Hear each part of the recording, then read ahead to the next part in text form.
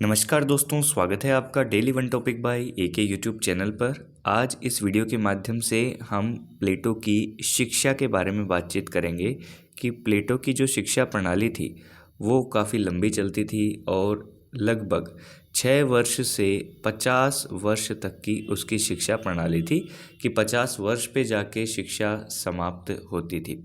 तो इस 6 वर्ष से 50 वर्ष तक के बीच में किस किस प्रकार की शिक्षा दी जाती थी, कितने उसके भाग थे और कैसे एक अच्छा शासक, दार्शनिक शासक तैयार करने की बात यहाँ पे की जाती थी, उसको हम यहाँ पे देखने वाले हैं। तो चलिए शुरू करते हैं दोस्तों आज का ये वीडियो नोट, जो कि प्लेटो की शिक्षा प्रणाली, शिक्षा पद्धति या शिक्षा योजना के ऊपर आधारित है।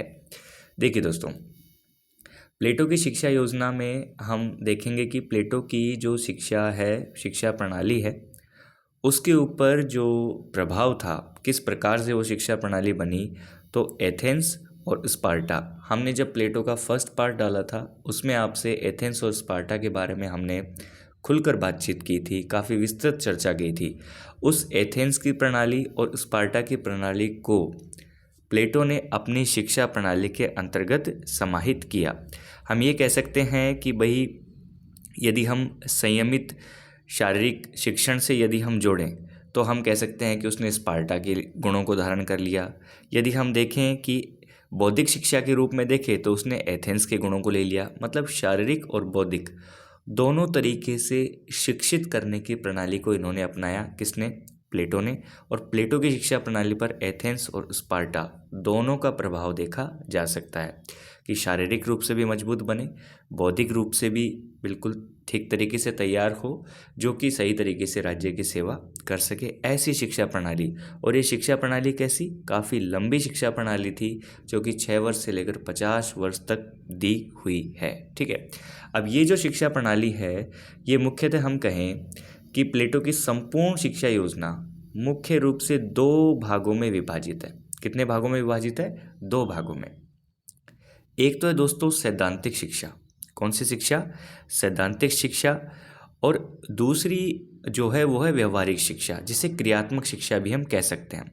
तो सैद्धांतिक शिक्षा और क्रियात्मक शिक्षा, इन शिक्षा प्रणालियों के बीच बीच में परीक्षाएं भी होती रहती थी, जिससे आकलन भी होता रहता था कि ये आगे बढ़ने लायक है या नहीं है।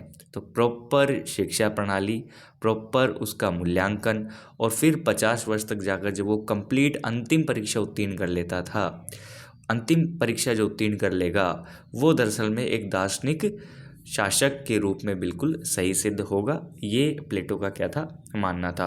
तो उन्होंने शिक्षा को एकदम स्तर बहुत ही ऊंचा कर दिया, बहुत ही आगे उसको बढ़ा दिया। ठीक है, कई आलोचनाएं भी हुई शिक्षा प्रणाली को लेकर कि भाई ये जो व्यवस्था है ये इतनी बड़ी व्यवस्था है कि इसमें जीवन तो उसका शिक्षा ग्रहण करने में ही निकल जाता है। लेकिन एक अच्छी बात भी थी कि भाई स्त्री और पुरुष दोनों के लिए कोई किसी भी प्रकार का कोई भी भेदभाव नहीं था। प्लेटो की जो शिक्षा योजना है वो स्त्री और पुरुष दोनों के लिए बराबर है। और शासन को एक कला मानकर उन्होंने सुशासन हेतु शासकों के लिए शिक्षण पर इन्होंने बल दिया। अच्छे शासक तैयार हों, अच्छे तरीके से शारीरिक, मानसिक, बौद्धिक जो भी हम कह सकें, सभी तरीके से वो अच्छे तरीके से राज्य को संचालित कर सके, ऐसे शासक हमें मिले। अब हम सैद्धांतिक शिक्षा के अंतर्गत बात कर लेते हैं कि किस किस प्रकार की शिक्षा थी, कब कब वो दी जाती थी। तो देखिए, सैद्धांतिक शिक्षण में हम देखें शिक्षा में, तो प्रारंभिक या प्राथमिक शिक्षा हम इसे कह सकते हैं, जो कि 3 भागों में मुख्यतः विभाजित है, जिसमें 6 वर्ष तक का जो बालक होगा इसको मुख्यतः नैतिक और धार्मिक बातें सिखाई जाएंगी, नैतिक और धार्मिक शिक्षा दी जाएगी। नैतिक जो चाल चलन होता है हमारा, वो उसे सिखाया जाएगा, समाज की सारी बातें सिखाई जाएगी, अच्छे अच्छे उसके अंदर गुण डाले जाएंगे। तो 6 वर्ष तक के बालक के लिए नैतिक और धार्मिक जो शिक्षा है इसका प्रावधान किया गया। ठीक है, ये शिक्षा दी जाती थी। फिर जब बच्चा 6 वर्ष से बड़ा या 6 से 18 वर्ष के बीच के वर्ग का हम ले लें, तो बालक को शारीरिक व बौद्धिक शिक्षा दी जाएगी, प्लस में उसको संगीत और व्यायाम भी करवाया जाएगा। ठीक है, शारीरिक रूप से भी उसको शिक्षा दी जाएगी, एक्सरसाइज भी उसको करवाई जाएगी, बौद्धिक रूप से भी उसको मजबूत बनाया जाएगा, शारीरिक और बौद्धिक दोनों प्रकार की शिक्षाएं दी जाएगी, और संगीत और व्यायाम पर भी विशेष रूप से यहाँ पर ध्यान दिया जाएगा। ठीक है, ये जो स्तर है यहाँ पर ये कोशिश रहती थी कि इन बालकों में जो नवयुवक तैयार हो रहे हैं इनमें आत्मविश्वास जगे, साहस की उत्पत्ति हो, ताकि इसीलिए इनमें शारीरिक और बौद्धिक दोनों शिक्षाओं को सम्मिलित किया गया है। ठीक है, 18 से 20 वर्ष का जो तीसरा वर्ग है इसमें दोस्तों सैनिक शिक्षा दी जाती थी। क्या दी जाती थी? सैनिक शिक्षा दी जाती थी। इसमें यह है कि जिसी प्रकार के हम कह सकें फौजियों की ट्रेनिंग दी जाती थी कि हम राज्य की सुरक्षा के लिए कैसे कैसे खुद को बचाएंगे, कैसे दुश्मन से लड़ेंगे, क्या क्या हम तरीके अपना सकते हैं। ठीक है, और इस प्रत्येक ये जो जितने भी प्रत्येक जो खंड हैं, जितने भी वर्ग हैं, इनके बीच में परीक्षाओं का आयोजन किया जाता था। क्या किया जाता था? परीक्षाओं का भी आयोजन किया जाता था। ठीक है, तो प्रारंभिक हो गई, और यहाँ पर हम कह सकते हैं प्राथमिक शिक्षा हो गई, जिसे हमने 3 वर्गों में बांटा, और ये सैद्धांतिक शिक्षा का ही एक भाग है जो 6 से और 20 वर्ष तक के बालक को तैयार करता है, मानसिक और शारीरिक रूप से मजबूत बनाता है। दूसरा देखिए इसी के अंदर उच्च शिक्षा जो 20 से 35 वर्ष तक के लिए होती है। 20 से 30 वर्ष के जो युवक होंगे उनको देखिए विशेषतया अंकगणित और रेखा गणित का ज्ञान करवाया जाएगा। सबसे ज़्यादा गणित पर जोर दिया जाएगा इस वर्ग के युवकों पर, बालकों पर। ठीक है, तो 20 से 30 वर्ष जो होगा इसके अंतर्गत उनको गणित पे विशेष जोर दिया जाएगा। रेखा गणित, ज्योतिष, नीतिशास्त्र, अन्य विषय भी पढ़ाए जाएंगे, लेकिन बिना गणित के तो यहाँ पर आगे बढ़ना मुश्किल था प्लेटो की शिक्षा पद्धति में। ओके दोस्तों, 30 से 35 वर्ष के वर्ग में जब जाएंगे तो इनको मानसिक तरीके से तैयार किया जाएगा। इनको नीति शास्त्र, दर्शन शास्त्र पर द्वंद्ववाद का अध्ययन करवाया जाएगा। दर्शन शास्त्र का विशेष अध्ययन इनको करवाया जाएगा। ठीक है, 30 से 35 वर्ष के जो बालक हो जाते हैं, बालक क्या युवक ही हम कह सकते हैं उनको, तो 30 से 35 की आयु में उनको नैतिकता का, दर्शन का, दर्शन शास्त्र का, इस शिक्षा पर बल दिया जाता है, क्योंकि वो गणित की परीक्षा पास कर चुके होते हैं, अगले चरण में आ चुके होते हैं, और इन सभी चरणों में समय समय पर परीक्षाओं का आयोजन होता है। ठीक है दोस्तों, तो ये एक भाग कंप्लीट हुआ है सैद्धांतिक शिक्षा का। दूसरा जो व्यवहारिक शिक्षा है उसके बारे में अब आगे बात करेंगे। वीडियो में आप अब तक बने हुए हैं तो वीडियो को लाइक कर दीजिएगा दोस्तों। ठीक है, प्लेटो की शिक्षा पद्धति खूब लंबी है, काफ़ी जटिल है, इतनी सरल नहीं है, बिना गणित के इसमें बातचीत नहीं होती, तो ये हम आपको बता सकते हैं। ठीक है, नेक्स्ट देखिए, नीचे चलते हैं अपने। व्यवहारिक शिक्षा है आपकी 35 से 50 वर्ष तक, मतलब 50 वर्ष तक प्लेटो की शिक्षा चलती है, ये व्यवहारिक शिक्षा का भाग है। तो इसमें व्यवहारिक शिक्षा या क्रियात्मक शिक्षा इसे हम कह सकते हैं। इसमें क्या होता है कि जो जितने भी शासक बनने जा रहे हैं, शासक के लिए जो वे तैयार हो रहे हैं, विद्वान है, जो भी इंटेलिजेंट लोग हैं, जो शारीरिक और मानसिक रूप से हर परीक्षा पास करते हुए आए हैं, उनको 15 वर्ष की जो ये शिक्षा थी, ये व्यवहारिक शिक्षा दी जाती थी कि कैसे हम प्रशासन में कार्य करेंगे, कैसे हम वहाँ पर एक्सपीरियंस लेंगे। तो इस प्रकार की शिक्षा उनको दी जाती थी ताकि वो प्रशासन में आने वाली परेशानियों को समझ सकें, उनको सही तरीके से हल कर सकें। व्यवहारिक शिक्षा में सफल जो विद्वान होते थे, यहाँ पर जो सफल हो जाएगा वो प्लेटो की नज़र में क्या बन जाएगा दोस्तों?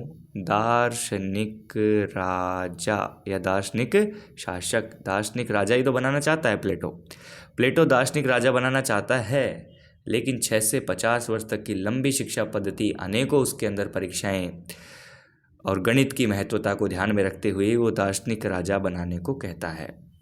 ठीक है, अब प्लेटो की जो ये शिक्षा पद्धति थी ये काफ़ी लोगों को रास भी नहीं आई। भाई इस पे स्त्री पुरुष दोनों में कोई भेदभाव नहीं था, सभी के लिए समान रूप से शिक्षा दी जाती थी, नैतिकता को बहुत उच्च स्थान दिया गया इसमें। ठीक है, अब इसमें हम कहें तो ये जो इसकी आलोचना करने वालों ने कहा कि पहली बात तो ये शिक्षा पद्धति मौलिक नहीं है, कोई स्पेशल ये रचित नहीं है, क्योंकि ये जो प्रभावित है वो एक तो एथेंस से प्रभावित, हमने शुरू में बताया, दूसरा स्पार्टा से प्रभावित है।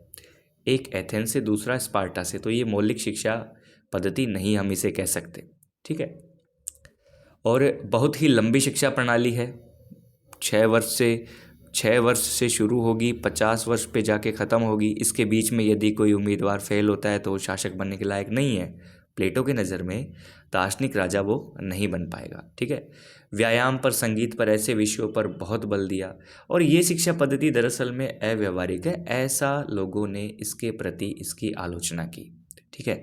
जो व्यक्ति जिस परीक्षा में सफल होता जाएगा वो आगे बढ़ता जाएगा। इस प्रकार 50 वर्ष तक की शिक्षा प्रणाली कोई आसान बात नहीं है, तो ये बहुत ही लंबी जटिल प्रणाली है और ये एक तरीके से मौलिक नहीं है, अव्यावहारिक है, ये कहकर इसकी आलोचनाएं की गई। ठीक है। तो अब जो ये शिक्षा जो प्रणाली है प्लेटो की, ये प्लेटो की शिक्षा प्रणाली क्या देती है दोस्तों? ये प्लेटो की शिक्षा प्रणाली देती है दार्शनिक, क्या देती है? दार्शनिक राजा। क्या देती है? दार्शनिक राजा। भाई जो इतनी लंबी शिक्षा प्रणाली पार करके आ जाएगा, विभिन्न परीक्षाएं, विभिन्न तरीके की चुनौतियां क्रॉस करके आ जाएगा, जिसको गणित का भी ज्ञान होगा, दर्शन शास्त्र का भी ज्ञान होगा, व्यवहारिक शिक्षा भी होगी, तो वो राज्य को अच्छे से संचालित कर पाएगा। शिक्षा की दृष्टि से देखें तो शैक्षिक प्रणाली बहुत ही अच्छी थी, लेकिन व्यवहारिक दृष्टि से देखें तो भाई 50 साल तक पढ़ने के बाद में, 50 साल तक सीखने के बाद में कितनी उम्र बचती है जिसमें वो सही तरीके से डिसीजन कर पाएगा या फिर शासन को संभाल पाएगा। तो इस प्रकार से इसकी काफ़ी आलोचनाएं भी की गई शिक्षा प्रणाली की। ठीक है।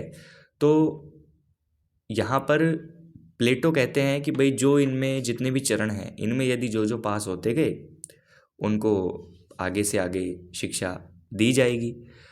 तो प्लेटो शिक्षा को न्याय का आधार स्तंभ मानते हैं, इसलिए वो कहते हैं कि शिक्षा बहुत ज़रूरी है। किसका आधार स्तंभ मानते हैं? न्याय का। और रिपब्लिक में न्याय को बहुत ही उचित स्थान दिया गया है प्लेटो ने। प्लेटो के 3 वर्ग प्लेटो ने बताए, कल के वीडियो में आपने देखा होगा कि तीनों वर्ग यदि अपने अपना कार्य करेंगे तो न्याय की स्थापना होगी, लेकिन तीनों वर्ग अपने अपने कार्य कब करेंगे? जब वो शिक्षित होंगे। ठीक है। तो प्लेटो का ये था कि भाई आधार स्तंभ जो न्याय है, तो शिक्षा से ही क्या आएगा? लोगों में जीवन में सुधार आएगा, सद्गुण आएगा, और जितनी भी गलत बातें हैं, गलत आदतें हैं, उनको नहीं अपनाएंगे तो समाज विकसित होगा, सही दिशा में चल पाएगा। और शिक्षा से ही व्यक्तियों का मानसिक रोग का इलाज भी किया जा सकता है। बेईमानी हुई, भ्रष्टाचार हुई, हिंसा हुई, इन सभी बातों को शिक्षा से ही छोड़ा जा सकता है। ठीक है। और स्त्री पुरुषों के लिए, दोनों के लिए बराबर 50 वर्ष तक की ये आयु की तक की ये शिक्षा प्रणाली और राज्य द्वारा नियंत्रित होगी। ये किसके द्वारा नियंत्रित होगी? ये शिक्षा प्रणाली जो होगी ये राज्य के द्वारा नियंत्रित होगी, किसी भी व्यक्ति विशेष के लिए नहीं। इस शिक्षा प्रणाली के ऊपर राज्य अपना नियंत्रण रखेगा। प्रश्न पूछा जा सकता है आपसे परीक्षा में कि प्लेटो की शिक्षा प्रणाली में नियंत्रण किसके हाथ में होगा? तो राज्य के हाथ में होगा। किसके हाथ में होगा? राज्य के हाथ में होगा। ठीक है। तो यहाँ पर हमने प्लेटो की शिक्षा प्रणाली से संबंधित आपको विशेषताएं बताई, प्लेटो की शिक्षा प्रणाली के कितने भाग थे वो बताए, किस वर्ग में वो क्या सिखाने की बात करता है ये बताया। इस शिक्षा प्रणाली को पूरी होने के बाद में क्या मिलेगा? दार्शनिक राजा मिलेगा, जिसको सभी विषयों का ज्ञान होगा। बिना गणित के दार्शनिक राजा बनना ही प्लेटो की शिक्षा प्रणाली में तो असंभव है, क्योंकि रेखा गणित और अंक गणित को इन्होंने बहुत महत्वपूर्ण तरीके से तवज्जो दी है।